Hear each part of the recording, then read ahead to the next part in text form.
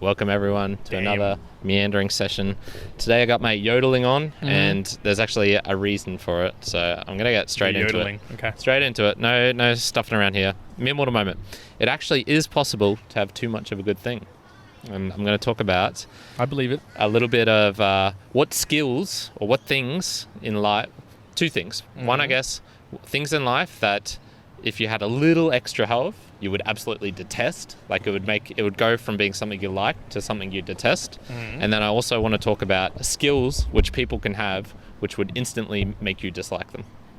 Whoa, So okay, all right. there's a couple of things there. Dang. Well, mine's look ahead, well beyond the horizon. So it's a little conversation about looking ahead, some of the boundaries that you might look at, especially just in terms of long-term outlook and what it looks like, long-term outlooks. I want to talk about some misleading titles and intros that I experienced recently. Okay. So One has been we do not. clickbaited. Want to make sure, yeah, super clickbaited, but it was on TV. Oh. So it wasn't even a click. So I want to talk about that. All right. But okay, tell me about it. So I'll get into the skills first. So this ties into my...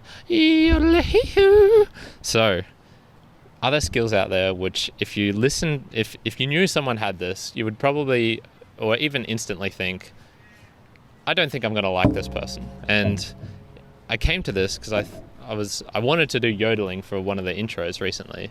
And I just thought, if there was a guy I knew who actually knew how to yodel, like they were a proper yodel champion, and would just, whenever they had the opportunity, would yodel. One's got a droopy mic. Poor one. Droopy mic. Well, while he's trying to fix that, I'll keep going on. I don't think I would like that person. If there was a yodeler out there, I would probably say, you know what, I don't want to be dealing with this person. So, do you have any other skills you think that might someone would do? Could have this skill, and you'd be like, eh. No. I'm trying to think. Is there? So you're saying, if someone had a skill that you would immediately hate for? I would probably, like, if you're like, oh yeah, Dave is real good at yodeling, I'd probably be like, I'm not sure I want to hang around Dave. That sounds like an annoying person. Like if he's gonna yodel, like if you got a skill like that, he's probably gonna yodel at some point. I don't want to hear that shit. Okay, so is it a case because you don't like yodeling? Yeah, definitely. Okay. Yeah, yodeling seems like a very dumb skill to have. Okay, mine would be something like professional salsa dancer. Something to that regard. I'd just be like, what a waste. What a waste of skill to do that. Like, I'm good for a particular level. Yeah. For a professional level, maybe not. Maybe I'd be annoyed by that. Okay. Maybe it'd have to be something that I just completely was opposed to talking about. So if they were incredibly skillful at I don't know, identity politics conversations or debate. Yeah, okay. So if there was something around that, I'd be like, well, I don't think I'm going to get along with you. Yep, debating. I had debating is probably up there in terms of if someone's really good at debating, they would want to debate all the time, and that is just not like, I don't like the style that debaters use, which is it's not really in the interest of like a good conversation. It's sort of to win the conversation, and if you're speaking with someone all the time who's trying to win the conversation, I'm not for that. I don't find that fun being around that. I would say, I don't know. I'd push back on that. I'd say it'd be good to have someone with the debating skills. It's how they put those debating skills. I wouldn't default say someone who is a debater would automatically be like, oh, nah, he's going to be terrible because they won't be able to teach you how to debate. No. Like Seneca. No. I'd say Seneca was a debater. Do you reckon you'd get along with Seneca? No, he wasn't a debater. He debated a lot of people. But I wouldn't say he was a debater. A debater. But he had that skill.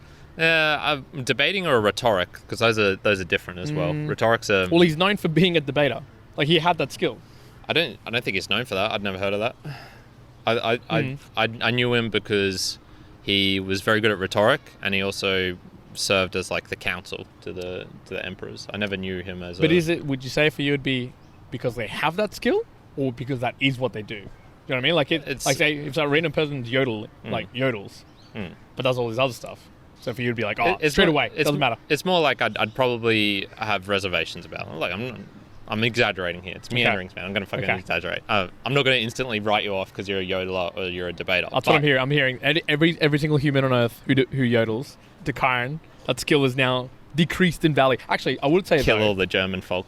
That's what I reckon. reckon. The skill of yodeling, I don't know if I find it of any value. Like, that would be like, okay, why? Why do you want to do that? If there is a reason for yodeling, like, I don't know if it is to call out in an emergency or something. Yeah. Maybe. I'd be like, okay, fine.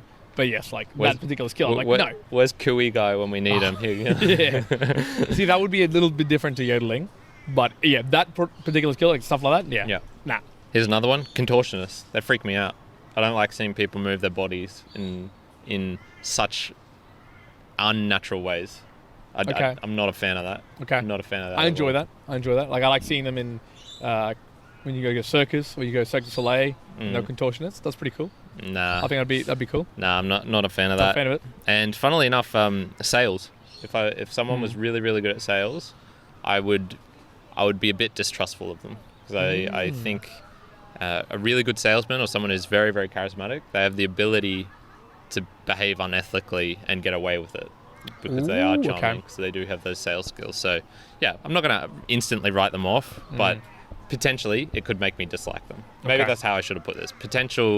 A skill, like potential for dislike. Yeah, normally like when someone's got a skill, you're like, hey, that's cool, you got a skill. That's probably something attractive. You worked hard at it. You did all these things. Yep. But if they're really skillful at these certain sort of things, I'm like, like sales, contortionism, yodeling. Dang, that's okay. And debating. I would imagine then you'd add people like real estate agents. Would you add real estate agents? That sort of scales, right? That's their whole sales. job, sales. Yeah. Okay. Yeah, okay. I cannot see that at all. Yeah. I cannot get on board that particular thought process of those skills. I'm like, I could see it the opposite way, like, but some of them would be good. You could similarly say, you'd probably find like any skill set and be like, they could use that unethically.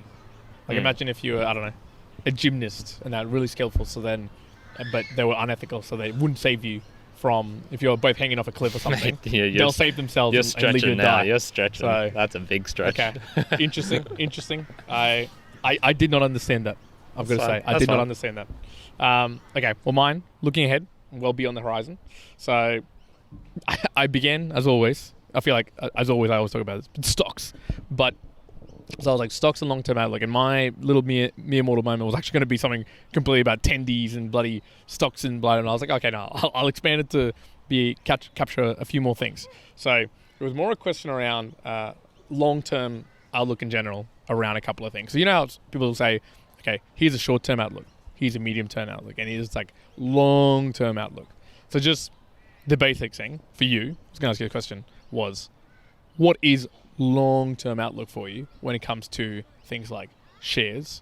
But more interestingly for meanderings, I was going to ask you, what does long-term outlook look like for you for, like, if you had to invest time to watch a Netflix series or like a TV show series, what would you consider, okay, like that is a long-term investment? Like this is a lot. Yeah, I want to hear what yours is in comparison. So for me, I'd say, okay, long-term outlook for shares is anything 2 years plus. Okay. Like, wow.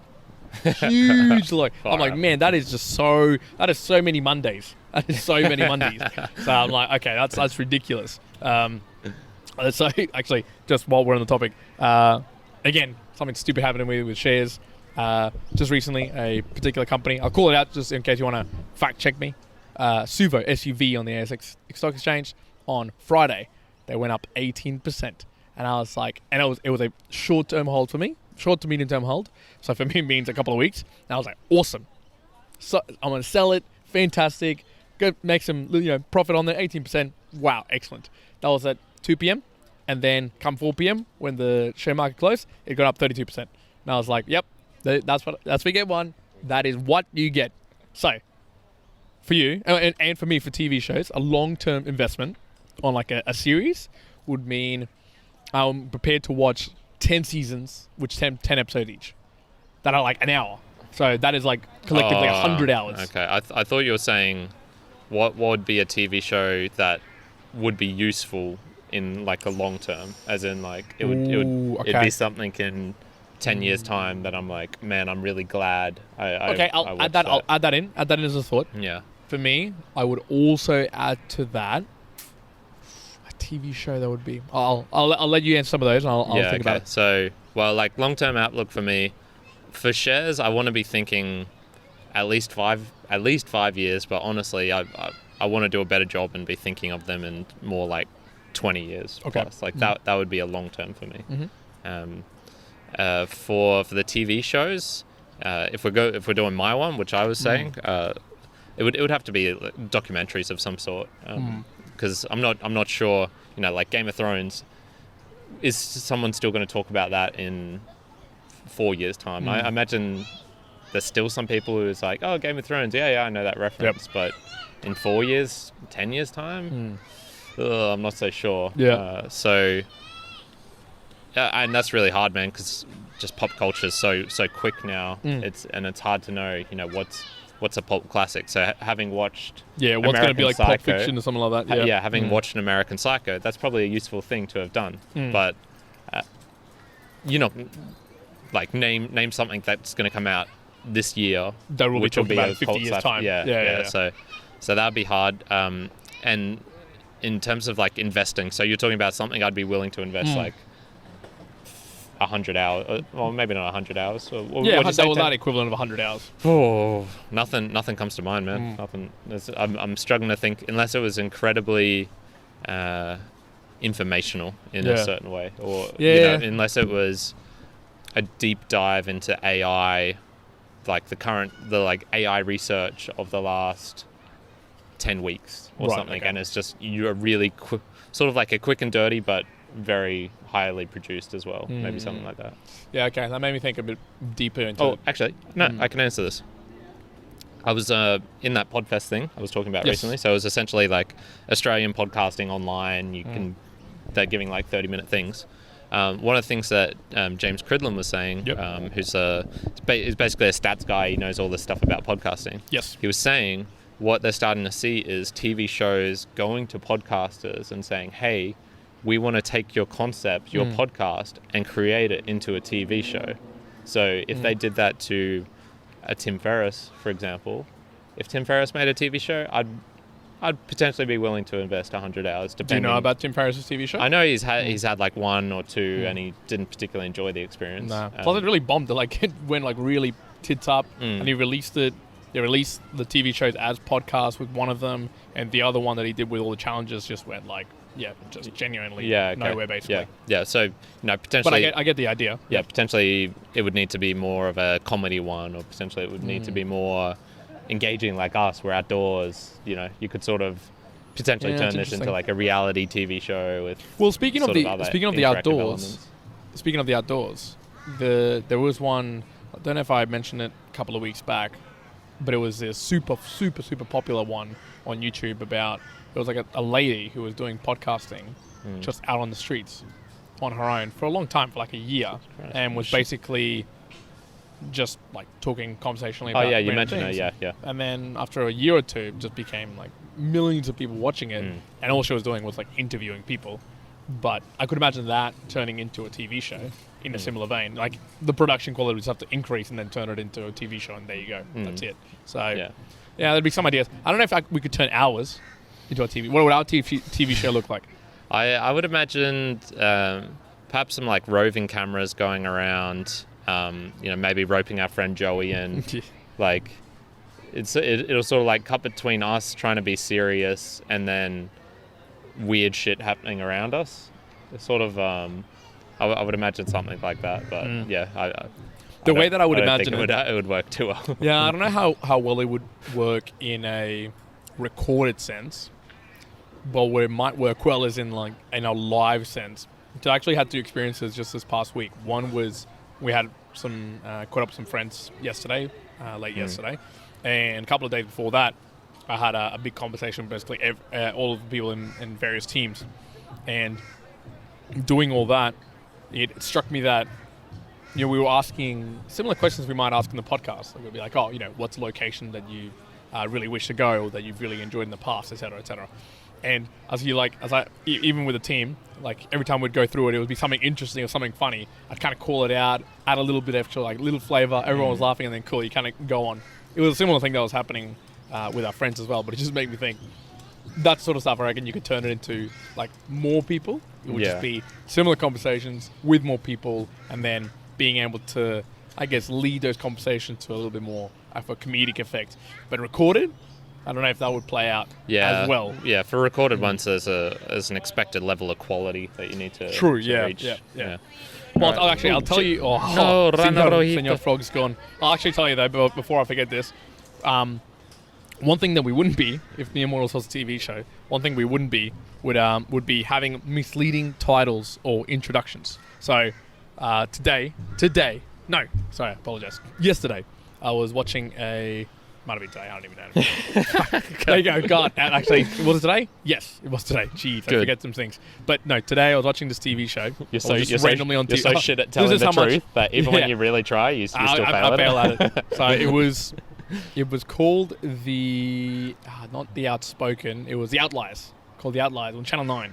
And intro began, and it was like super dramatic, like, what's the difference between good and great? What makes, the great people tick? La la la. So 5 minutes goes on, massive introduction. They're showing like runners, Olympic people, swimmers. So I'm thinking, cool. It's going to be something. Mindset stuff. It's going to be mindset. And they had like massive words going, grit, stress testing. Had like all these like doctors. One's eyes. All these doctors going like, oh wow, we never knew it was about this. Here's the calculation. Yeah, people running. Variable heart rate. So at the beginning, I'm drawn in. I'm like, oh, cool. Outliers. It seems interesting. I was almost prepared to be like, oh, if this is a series, I'm going to watch it because this sounds pretty cool. And as I got into it, it was like they started talking. And I'm like, okay, starting to talk about this random singer. And I shit you not, they got to the point where it was the guy, Whippet? Whippet Good. Yeah. The Devo. Band is Devo. So they were talking about one of the guys from Devo and how he had failed at doing something, then was doing the protesting in 1970 about the Vietnam War, and he watched someone get shot at the school campus, which made him realize he wanted to start Devo with his group, and made all these songs, and they started making millions of dollars. Now this was like 15 minutes, just telling his story and all this, and then just randomly, like a doctor was like, "Oh, grit, yeah, outlier. This is what builds them." But advertising came back. They're still talking about Vietnam and why Vietnam was like not great from their perspective. And I was like, this is the biggest load of bullshit in terms of comparison. And I was like, there is nothing that they just spoke about at the beginning to what they were basically selling his biography of like this person. And like, I'm sure he's a fantastic guy, and I can't remember what his name is, but I'm sure he's a fantastic guy. I'm sure the band did really well.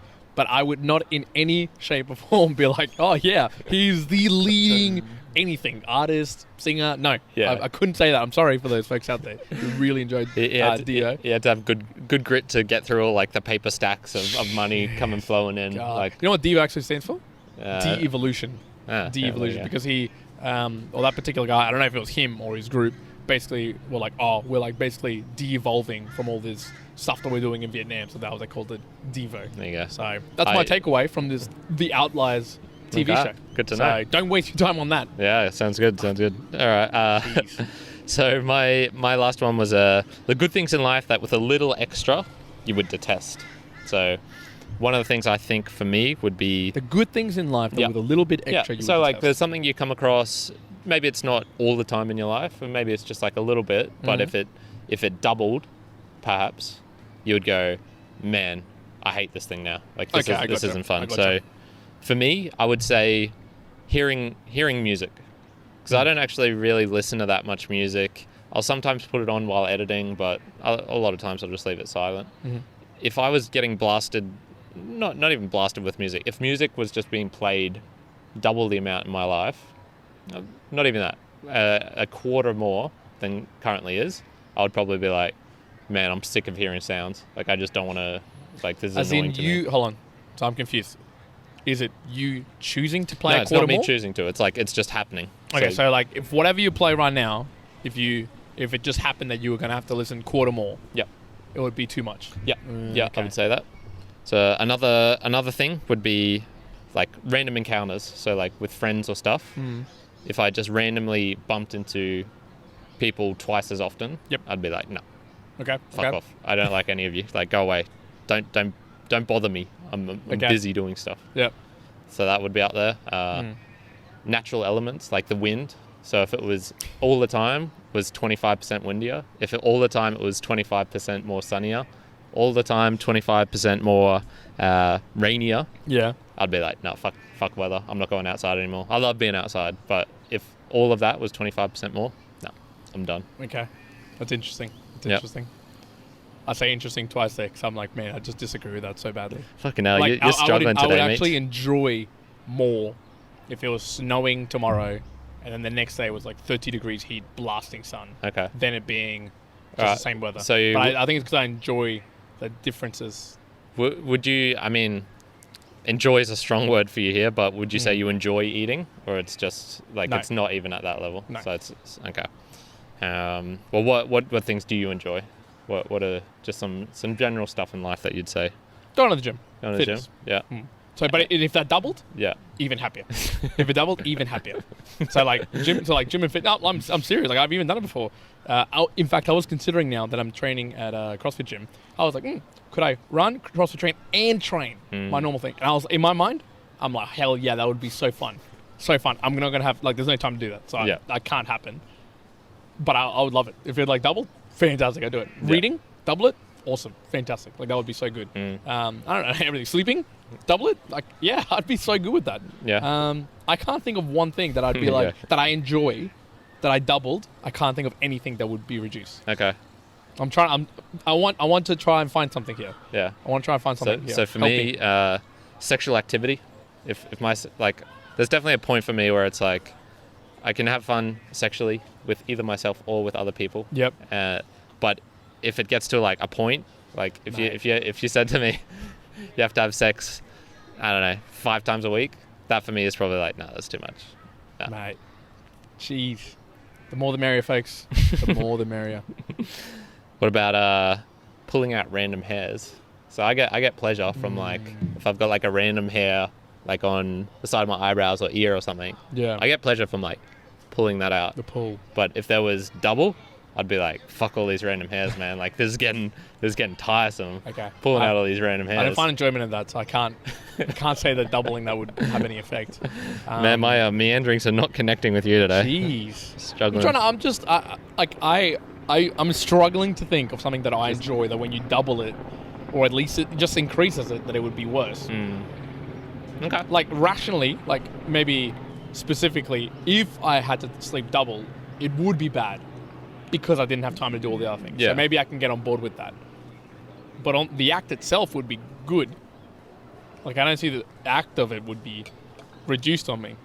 Like Okay. like even with meeting people randomly, the serendipity of meeting more people, more merrier, like even better, like cool, Bill. But I would cut conversations shorter with each one of them in terms of trying to get other stuff done. So it is something that you currently dislike, that if it halved, it would be better. Like if it halved, it would become like, oh, now it's good. So like the inverse of that. Okay. So for me, brushing teeth. I hate having to brush teeth for like 3 minutes. If it was 1.5 minutes, I'll be like, okay, fine, acceptable. If it was like shorter, if it was as short as it was possible, it's just like, yep, get it out of the way. That's kind of easy though. That's an easy one. Okay, but something you detest, something you hate. That if it halved, then it becomes acceptable. No, see, I'm having the same problem you were just having with mine. Yeah, okay.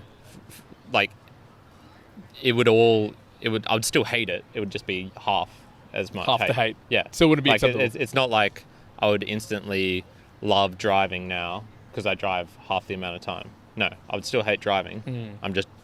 It's just not as big of a problem because I'm driving half the time. Yeah, okay. So I'm having the same problem you were just having with, like, for me, bad is bad, and if there's It less remains bad. it doesn't convert to becoming good. Yeah. Yeah, okay. Okay. All But right. mine's like, I think there's a mindset thing because so this might explain the difference we're having. For me, I definitely ascribe to bad things. Like I feel bad things way more than I feel good things. Do you have that as well? nah, I think everyone does. I think that's a default everybody. Yeah, But the level of it might be I would say different. my level might be greater. Yeah. So if Yeah. maybe mine's like a 4-to-1 ratio, yours might be like 8-to-1 or 10-to-1 or something like that. Yeah. So Yeah, that Yeah. Okay. could explain it. There we go. All right. Anything else you wanted to No, to touch that's upon? all for the meanderings. Okay, excellent. Meanderings. We've got Ranarojita here. We've got we'll need to come up with some names for all these other Poppy the possum. little animals here. Poppy the possum. Poppy the possum. Poppy Nice, the nice. possum. And yeah, if you've made it this far, would really appreciate it if you tell a friend about the Mere Mortals podcast. If you found something of interest, if people are just talking about podcasts, you're like, you know what, there's a good podcast I know. It's called the Mere Mortals. In fact, it's not even good. It's great. And I would willingly double, triple my amount, and the enjoyment would not decrease at all. Good. So, Yeah, very that's true. Very good. If it, yeah, double or times by 10 your podcast Yep. consumption on the Mere Mortals, and you can only go up from there. That's it. All the usual stuff as well. Mm-hmm. You know what it is. So we're going to leave it there for today. One. That's it. Mere Mortals, one out. Current out. Booey.